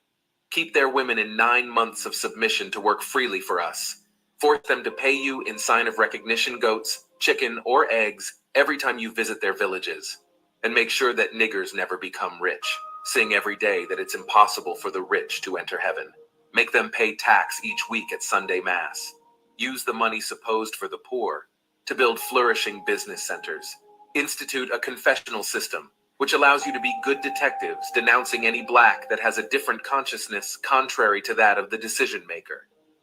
Teach the niggers to forget their heroes and to adore only ours. Never Teach them to forget their heroes and to adore only their own. That's why our people, they don't remember our own heroes. They don't. You are praying with the name of Oyibo saints.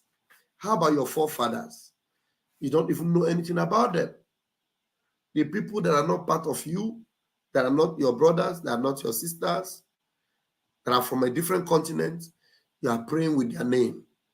But how about your own people? Your own fathers, your own mothers. Okay? Denouncing any black that has a different consciousness contrary to that of the decision maker. Teach the niggers to forget their heroes and to adore only ours. Never present a chair to a black that comes to visit you. Don't give him more than 1 cigarette. Never invite him for dinner, even if he gives you a chicken every time you arrive at his house. The speech which shows the real intention of the Christian missionary journey in Africa was exposed to the world by Mr. Mukwani Bukoko, born in the Congo in 1915, and who in 1935, while working in the Congo, bought a second-hand Bible from a Belgian priest who forgot the speech in the Bible. Dr. Chidozie Okoro. The evil that was done, it was too bad. It was too bad. Too bad. Too bad. Too bad. And it was in the name of Christianity. But the question is, that really the Christianity that even they themselves have, that is written in that Bible? It's not. They went against the true Christianity that was written there, and they came to oppress, to steal, to maim, and to kill. Well, Chus, you are coming back. I don't know. I am supposed to close now. I don't know. Let me add you. I don't know. You want to say something? Please, bro. Please. There's something that I heard there. Actually, he made so many things. You see, that thing that man said was one of the reasons they hate history for us. 1.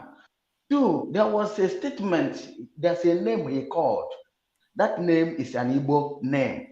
Dr. Chidozie Okoro is an Igbo name. That was why I came here, for we to know when we began. It's my brother that made Pope to come to Africa for the first time in history. He was born in 1903. In 1903. Wow. So that was why I came in, I rushed in because I know you are going out. Thank you. Sorry for interrupting you. No problem. No problem. Thank you very much. Thank you very much. Thank you. Thank you. Yeah. Somebody else is even coming in. Let me give our sister Grace the chance. I'm sure she has something to say. Okay. Grace. Grace. Grace.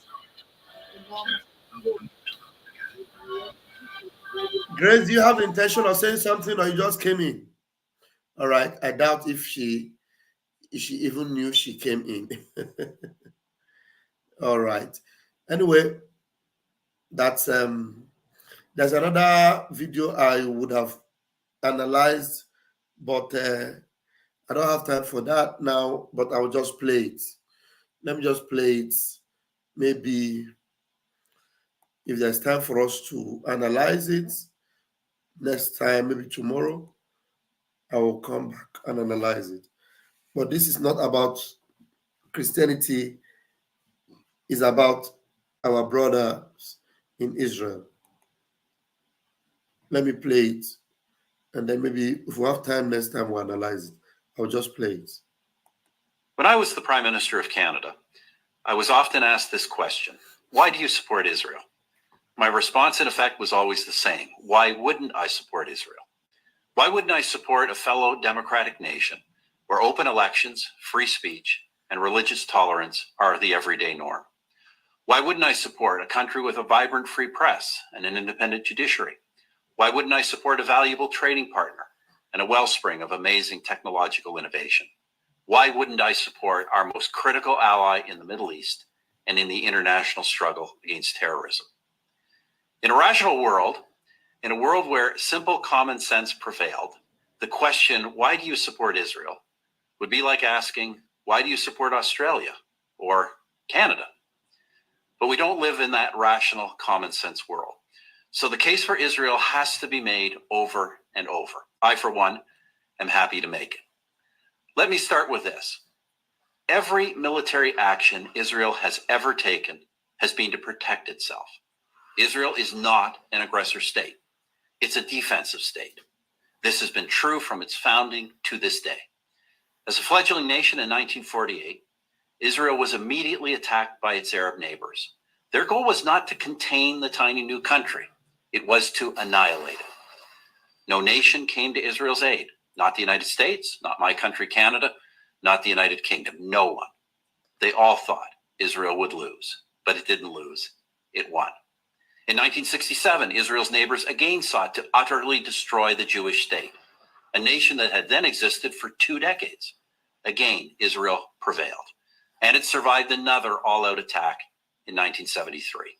Those are the big wars, but I'm not sure there's been a single day in Israel's entire history when some act of terror has not been waged against it, inside or outside its borders. There have been 2 bloody waves of terror, so-called intifadas, in the late 1980s and the early 2000s, when Israelis were blown up on buses, at pizza parlors, and celebrating weddings. There have been incursions from terror groups like Hezbollah in Lebanon. There have been thousands of rocket attacks from Hamas in the Gaza Strip, even after Israel completely withdrew from that territory in 2005.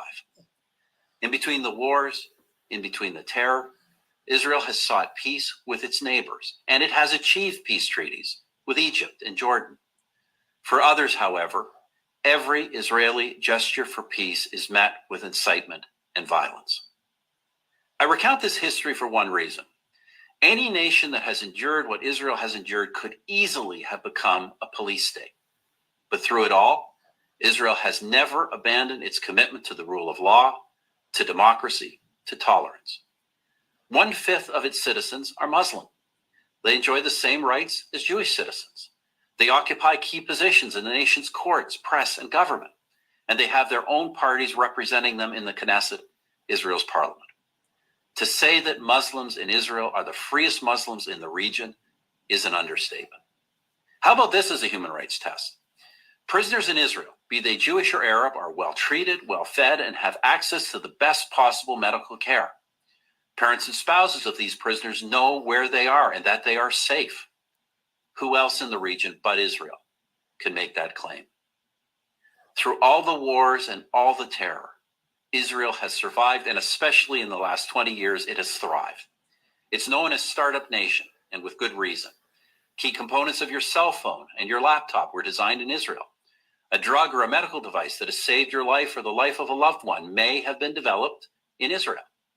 Yet there are leftist politicians, activists, artists, academics, and college students who devote their lives to denouncing Israel, calling for boycotts, demanding it be cut off from academic and professional societies.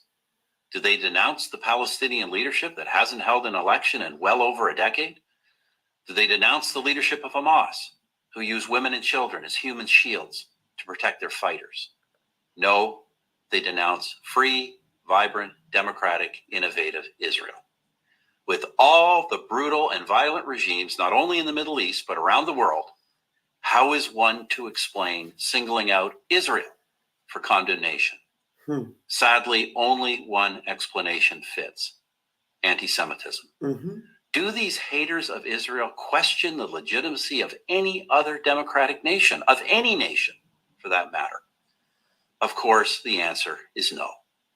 Somehow they only manage to oppose the Jewish one. The state of Israel has now existed for 70 years. It is one of the freest, most prosperous, most successful nations on earth. Why do I support Israel? Why wouldn't I? Why wouldn't anyone? I'm Stephen Harper, 22nd Prime Minister of Canada for Prager University. Wow. Wow. That was very insightful, isn't it? So I don't have anything to say. If we have to analyze it, it has to be a different day. But I just wanted to bring it to you, especially for those that are listening to a Fulefu like FFK that was speaking about Israel before. Suddenly he becomes a propagandist for Hamas. Mazi Chuku, are you a real human being? Let me see your face before I will bring you up. I don't know why you're coming in when I'm about to go. Let me see. Maybe you have something important to say. Open your camera first. I'm not bringing you up without like that. Just want to see and be sure. All right. Okay, put it out. Put the camera out. All right. Okay. All right, go ahead. You have something to say, please, in 2 minutes. Do that, please. Yeah, I just want to thank Chukwu Kikabiama for a time like this. You know what I'm saying? Because most especially our leader, Mazi Nnamdi Kanu, and now our Prime Minister, who's filling in the gap. Such a great and wonderful man. You know, honestly, me growing up, I grew up in Lagos. I never spoke my language, which is Igbo language. The language of heaven, never spoke it. But since I started following the struggle, now I want to learn how to speak my language. As a matter of fact, like I'm speaking it every day. Like even when I pray, I use my language to pray. Even though it's not so perfect, but I'm finding that as time goes on, I'm getting there. But one thing I want to understand, there was a program Adaji Olama did 2 days ago. Okay. Speaking about us in Kedife Mendi Bojata Fufu. And she was emphasizing, she called people to come in and give their opinion. And at the end of the day, she emphasized on the reason why we are suffering is because the things that our forefathers did to make us have a better life for the future, we abandoned everything and start focusing on foreign gods. So when I read that message of Leopold, his message to the missionary Christians coming to Africa, I picked out one single thing in that message, which is he was talking about make sure that these Negroes forget everything that makes them who they are. Most especially, he first of all emphasized that they already know God, but make sure they forget everything that are precious to them, which they use in glorifying God. Make sure they give up everything and force them to accept this Christianity that you are bringing to them. So now I'm beginning to go back and connect the dot. I'm like, you see all these churches in the zoo now telling you that, all these Omenala, traditional Omenala and everything is bad, it's evil, it's this, it's that. But these were the things that protected our people back in the olden days, that made them flourish, worship God in truth and honesty. I even heard that there was nothing like police, there was nothing like court, there was nothing like law court and everything. But yet everybody lived in peace and harmony. Nobody hated each other. Like there was like a rule of law back in the day. So now I'm beginning to ask myself, how can these people who came with such agenda, killed my ancestors, enslaved them, forced them? Because let the truth be told. before you can force any religion is like an ideology. And once an ideology is being put in a man, it is very difficult to take it away from them. So to me, for these people to be able to take away this ideology of our traditional way of worshiping God, they must have killed the older ones and start to teach the younger ones this new ideology of their so-called Christianity. He actually said it. He actually said it that they should focus on the youth in that particular letter. They should focus on the youth because from there they are the ones that will listen. And he said something about that. So you are correct. They must have eliminated the elderly ones that knew the rudiments, the backlash of not following the tradition, and then they took them out and then concentrated on the young ones that they will use to remove whatever it is. So my whole point is, what I'm trying to say is, we need to go back to our roots. We need to go back because because what our forefathers did was a covenant with the spirits guiding and protecting our land, protecting us, and we have abandoned all those things. And you know what happens when you break a covenant? You're gonna face the repercussion. That's what we are facing today. So we need to go back to how we used to be. How our forefathers started, how they started it, and how they passed the legacy on to generation after generation. And most especially, nobody will tell me anything. Christianity, I'm sorry if the Christians will take it the wrong way. Christianity is no different from these Islamic jihadists, because before they force you Christianity, they had to kill your forefathers for you to take it. So I don't want to know what anybody is saying. Understand? I'm not saying you should not worship your Christianity, but before you decide that this is what you want to do, stop following what people say. Go into critical thinking. Ask yourself questions. They are killing Christians all over the zoo. Not even the Pope. Not even the so-called Archbishop of Santa. None of them is saying nothing. Please round up. I'm feeling very, very tired. But all the same, I just want to say, like, we should start acknowledging what our forefathers did for us. That's the only way we're going to get ourselves back. Thank you. Thank you very much, Mazi Chukwu. Thank you very much. Yeah, you people will notice that I'm even almost dozing off on my own platform. Terrible. I've had a very rough, tired day. First time in the morning, finished. Had a very tough, rough afternoon. I didn't even have a break in between work today. I am completely destroyed. Completely destroyed. So when I end this broadcast now and I get in the bed, I pray I sleep like a baby. I'm very tired. So thank you for joining me tonight. Thank you for those that are hitting the like button, those that are sharing. Thank you very much. Chukwu Kabiama, bless you.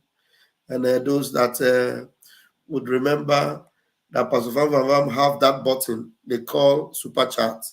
If you remember, sometimes you can even give that Super Chat or support through PayPal to encourage the ministry. PayPal.me/RalphAjaz. And it can only get better for you. Anyway, the most important thing is for you to make sure you hit the like button and then share. If you are yet to subscribe to Ajere Global Media, please do so. Tomorrow morning is another day. Otutoma, I will see you. May God bless our leader, Mazi Nnamdi Kanu. May God bless our Prime Minister, Odogu Mazi Simon Ekpa, who is doing awesomely for Biafrans. And while I'm praying for our Prime Minister, I want you to appreciate the fact that you have a Prime Minister who feels the burden of Biafrans. Whether you are part of Biafra Republic government or not, he carries the burden of every Biafra in his shoulders. You see, when he fought for Matthias is not part of the government. He has not even said anything to support the movement, but because he is a Biafran, and Biafra is for all, our Prime Minister fought for him. And that's how we'll fight for our own. May God bless our Prime Minister. And may God bless our men on ground, Biafra Liberation Army. Biafra National League and our Eastern Security Network. Chukwu Kabiama, bless you all. Until I see you tomorrow morning, catch your phone. Thank you.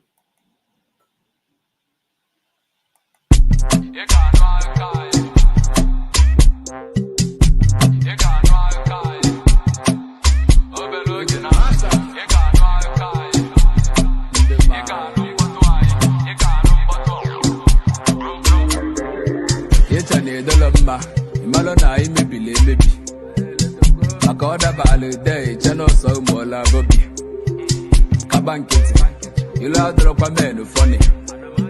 Before you call, you consider about the road to your lava journey. Oh, you better la cha, Yaman Kone to Kumbocha. That was the alumina Chimolu, Ogemulu up and Butcher Kewa. So the Dasilana, Neman Watamontelocha. Camarazin Sona Manshine, if I Buana, the power of Elogena. You got no Alkai. You got no Alkai. You got no Alkai. Mecholia, you got no Potwai. You got no Potwai. You got no Potwai. Obeloga one, you got no Alkai. You got no Alkai. You got no Alkai. I know my puta. You got no Potwai. You got no Potwai. You got no Potwai. Hustle go pay, money go there. One of we learn day by day. I had to go for second, but I'm on victory on the way. Them are koja. Share the wine me in Yaloba. Oyo dinaka be para. Olutema kampata yo kwankosa. No retreat, no surrender, no stretch until we take over. Can't kwado, so chuguma. Ida nunta wageba. Soon you go no divide. Boys are the otherwise. If you my imi at twice, if you ditch a boom when grace I ride. Oberogena, you got no Alkai. You got no Alkai. You got no Alkai. Mecholia, you got no Potwai. You got no Potwai. You got no Potwai. Obeloga one, you got no Alkai. You got no Alkai. You got no Alkai. I know my puta. You got no Potwai. You got no Potwai. You got no Potwai. Biafrans all over the world, let us continue to support Eastern Security Network and Biafra Liberation Army. Every day they stand in the gap to defend us and only need our support to do the work they do. For the safety, security, and freedom of our communities, let us do this together. Go to www.ipobinUSA.org/DONATE. Also go to www.biafrepublicgov.org/DONATE, where you can pay your liberation tax. We also accept donations on PayPal and Zelle. Just use the email address biafragov.org@gmail.com. For those in USA, we also accept donations or Cash App at $biafragov. Freedom is not free, and together, we restore it. Biafrans all over the world, let us continue to support Eastern Security Network and Biafra Liberation Army. Every day they stand in the gap to defend us and only need our support to do the work they do. For the safety, security, and freedom of our communities, let us do this together. Go to www.ipobinUSA.org/DONATE. Also go to www.biafrepublicgov.org/DONATE, where you can pay your liberation tax. We also accept donations on PayPal and Zelle. Just use the email address biafragov.org@gmail.com. For those in USA, we also accept donations or Cash App at $biafragov. Freedom is not free, and together, we restore it. I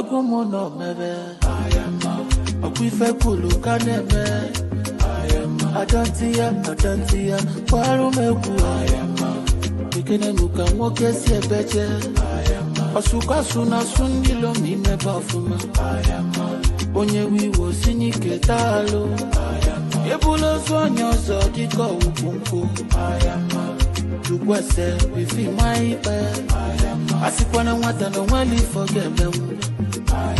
When you look if you ikili aja namba musi na nwa metogo kwa yoga na nwa mujelumba uwe butike oganilo ne butilo wandemo watacho wanke ya ibi akwaya chomwa obudo nye na kwaga kanotu agukunye ubeife ifutwanya otongi Kiti mewa maro dogulia agukunye ubeife ifutwanya otongi Also keep here pukwanke makona Kanyebe kamanga yayo Ebelo no duko Ya solu moke Makananya fuluko Kachayama Achaluko mwani Biko gabwalu mebu Voice nonilo Anina ngegombo Ife mwoke nyelu mwoke pukwanga jidelo Isini makife Isulo mwogafya